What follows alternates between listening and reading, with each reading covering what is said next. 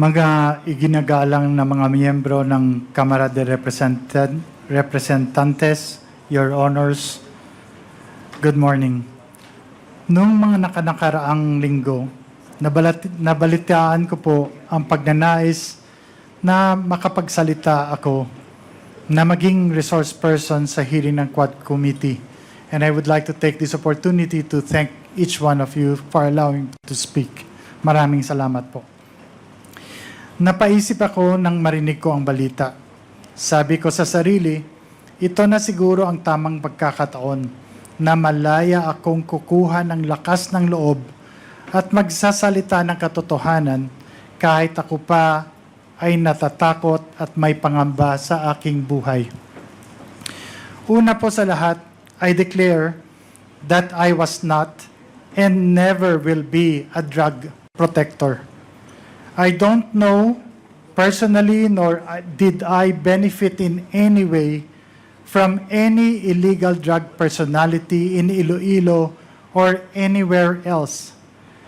After 7 years of exile, dahil sa napolitika at walang basehang mga akusasyon, kaliwat ka ng mga paratang at higit sa lahat mga banta sa aking buhay at sa buhay ng aking pamilya, narito po ako ngayon at humaharap po sa inyo. Naging kabataang barangay chairman, number 1 city councilor, vice mayor, at mayor in 2010, 13, and 16. And was fortunate to have been chosen as the top 5 world mayor in 2014. That also included the former president as a nominee. In the campaign against illegal drugs, as mayor and as mandated by law, I am aware of my authority to set local policies and priorities related to crime and drugs. I'm also aware that under the law, the PNP and PIDEA handle crime investigation and response and the combating of drug trafficking and enforcement of drug laws, while the mayor relies on the police and PIDEA to implement them. And so when I became mayor, and having made aware that there were existing drug groups in the city, I immediately initiated anti-illegal drug activities, campaign and policies, among others, multiple programs, one of which is to activate the Barangay Anti-Drug Abuse Councils. In 2014 po, according to PIDEA, Iloilo City was the first in the country to have 100% of its BADAC activated. In the 6 years that I have been mayor of Iloilo City consistently received national recognitions from PIDEA and the PNP in the years 2014, 2015, 2016, and even in 2017 for the comprehensive programs including rehab, logistical support to the PNP and PIDEA in their drive against illegal drugs. Since the existence of these drug syndicates in our city was deeply rooted, I relied on the expertise of the local PNP and regional PIDEA to deal with these groups, while I focused on the socio-economic programs that would address the root causes of poverty that expose the vulnerable population to cope against the evils of illegal drugs. But all of these efforts were ignored by the Duterte administration. Kung matatandaan po ninyo, nagsimula ang lahat ng ito nung bigla na lamang na isama ang mga pangalan sa PRRD narco list ng Administrasyong Duterte. Isang listahan naglalaman ng mga pangalan ng mga kilalang public official na di umano ay sangkot sa illegal na droga, mga paratang na walang basihan, at kahit kailan ay hindi naman napatunayan. As a matter of fact, until today, there are no drug-related cases that have been filed, especially in the legal courts, against me and my person. Pero kung inyong titingnang maigi, isinama ang pangalan ng kalaban sa politika sa isang validated list ng mga drug personalities sa kasunod na PRRD list. Sa kabila ng mga questionableng impormasyon, walang validation o confirmation man lang na ginawa kahit na anumang ahensya ng gobyerno sa Malacanang initiated list. Itong PRRD list, di umano, ay naging hit list. Sa isang public forum ng PIDEA noong 2018, mismo ang Regional Adjudication Committee o tinatawag na RAC ay nagsabi na wala yung pangalan ko sa kanilang listahan. While in the Iloilo City Anti-Drug Abuse Council meeting, then PIDEA 6 Regional Director Hil Pabilona and Iloilo City Police Director Colonel Remus Canieso officially ang nagpatotoo na wala rin ang pangalan ko sa drug list. Ngunit, nanatili ang listahan sa kanilang mga record. Hanggang ngayon, lahat ng mga paratang at akusasyong ibinabato sa akin ay patuloy na sumisira sa aking reputasyon at pati na rin ang reputasyon ng minamahal kong Iloilo. Dahil sa seryosong banta sa aking buhay, napilitan po ako na hindi bumalik from an international speaking engagement in Japan at lisanin ng aking pamilya ang bayang buong pagsisikap naming itinaguyod ng may dangal. PRRD even assigned Lieutenant Colonel Espenido to Iloilo and announced with a threat, mabubuhi pa kaya siya? Ibig sabihin, in Tagalog, mabubuhay pa kaya siya? Referring to me. Pinalad po ako na meron akong speaking engagement sa isang international conference sa Japan, kaya nakaalis ako ng bansa. Paulit-ulit ang pagbabanta ni Presidente Duterte sa media, harap-harapang sinasabi, papatay daw ako. So when government killed him, we started to dig and we found the bones of the policeman still in their uniform. And so we had to take him out. I said, go and take him out. The mayor of Iloilo City, I identified him. This is broadcast nationwide. I said, you're next. You're next. Sana ang mayor ninyo dito? Sana yung pinagitan mo, mayor. Saan ba si mayor? Hanapin ko sa kanila, balik ka dito. Patayin talaga kita. Julius Ronald Pacificador, Amtek Antique, Jed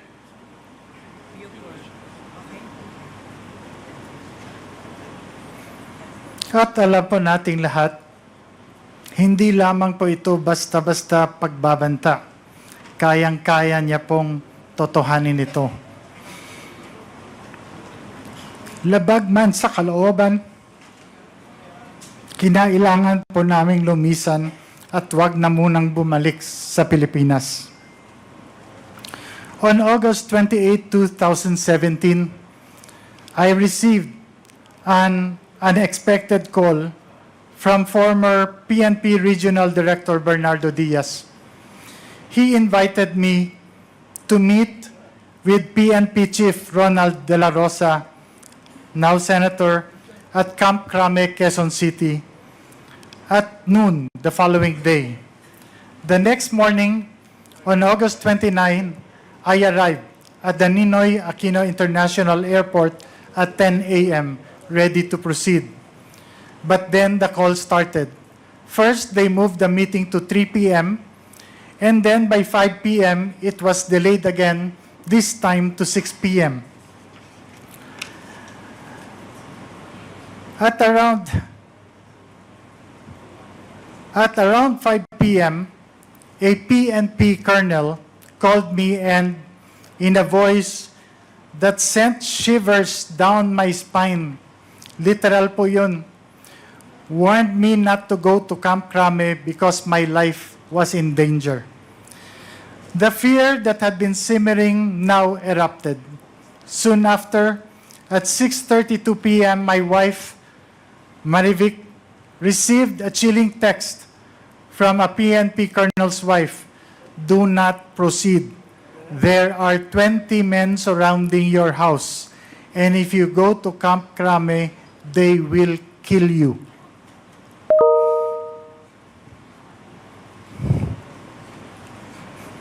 The terror was paralyzing. I couldn't believe it. My life and my family's life was hanging by a thread. The next day, on August 30, I took the first flight out to Japan, not knowing if I would ever return. Upon arrival, I received a message from General Diaz to call a number. Using a public payphone, I made the call and spoke to General Bato, who expressed his sympathy. He was talking to me in Bisaya. He told me he knew I was innocent, that I wasn't involved in illegal drugs, and he promised to help me. His words brought a brief moment of hope. I told him I would finish my work abroad and return to meet him, but he urged me to be careful, repeating his pledge to help. Just after that call, my Philippine cell phone rang. This time, it was another general. His voice was grim. Mayor, do not return. Your life is in danger. The accusations against you are all fabricated. But if you go to Crame, you'll be forced to point fingers to an opposition senator and a former presidential candidate as drug lords. The weight of the conspiracy against me was unbearable. This general couldn't live with the guilt of seeing me killed, he said, and warned me to destroy my Philippine SIM card and phone immediately, and told me because my phone is going to be wiretapped. My hands trembled as I realized how close death had come. I knew then that I was no longer just a target. I was in a battle for my life. Dumiretso po kami sa US at nag-apply ng political asylum.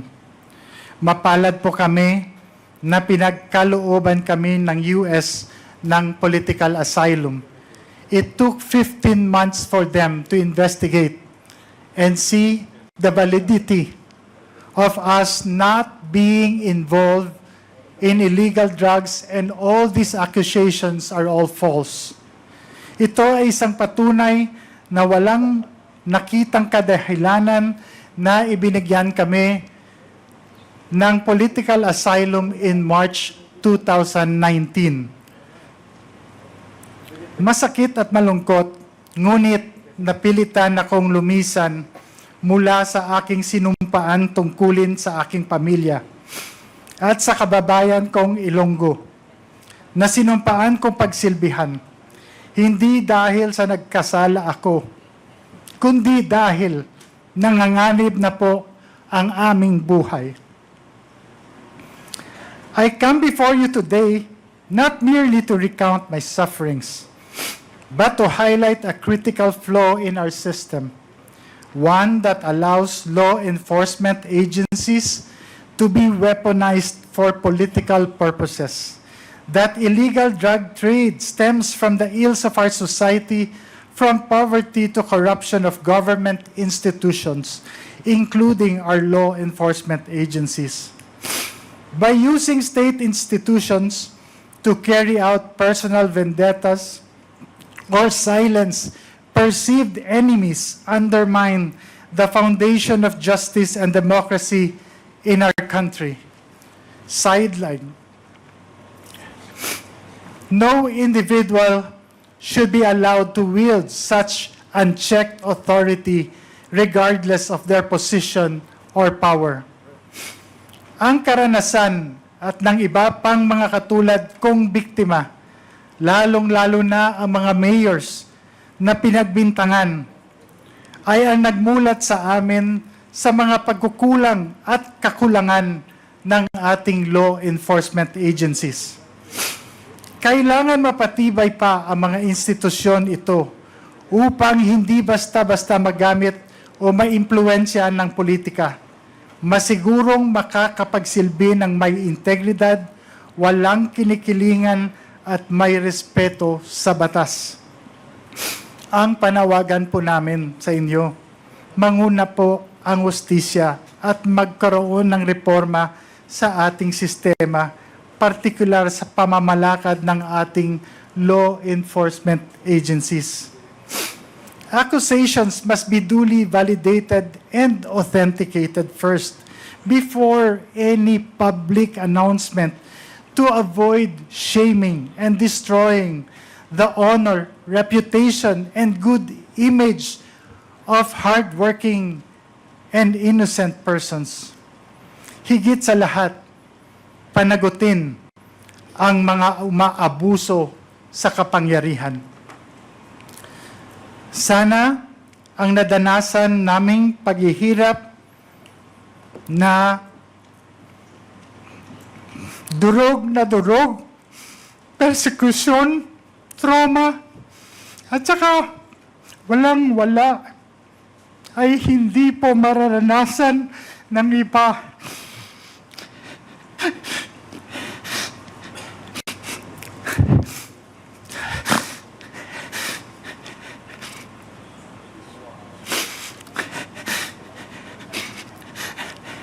At mananaig ang katotohanan at hindi ang pamumulitika o personal na interes ng ilan. Pasensya na po. Maraming salamat po sa Quad Committee dahil 7 taon po. Nahihirap talaga po. Maraming salamat dahil nabigyan niyo po kami, ako, at ang iba pang mga biktima ng pagkakataon na linisin ang aming mga pangalan at na mga minamahal ko, Ilonggo at yung Iloilo na tinawag po Shabualized. Magandang araw po sa inyong lahat. Dakbanwas ang Iloilo, bugal ko, my city, my pride. I am Iloilo, proud to be Filipino po. Salamat po. Thank you, Congressman. Thank you, Mayor Mabilog. We will now proceed with the interpellation. And we have a list of interpellators who have earlier signified their intention to propound questions to our... In short, Jed, you're trying to say to this committee that the reason why your name was included in the narco list of the former administration is that it is because purely of politics. Dahil po ba kayo ay hindi sumuporta noong 2016? Yung po ba ang sinasabi ninyo dito sa committee ba na sa tingin ninyo, sa opinion mo, kaya ikaw bineltahan, ikaw ang binilikan, nilagay ka sa narco list dahil hindi ka sumuporta nung during the 2016 presidential elections. Ganun po ba? Yes, Your Honor. Kasi ang resulta po, Your Honor, ng elections na yon, President Rodrigo Duterte got only po 13.7% in the total number of votes in Iloilo City, which is his lowest percentage votes Sino po all ba ang over the country. nanalong presidential candidate doon sa Iloilo at that time? Si Your Honor, si Manuel Rojas po.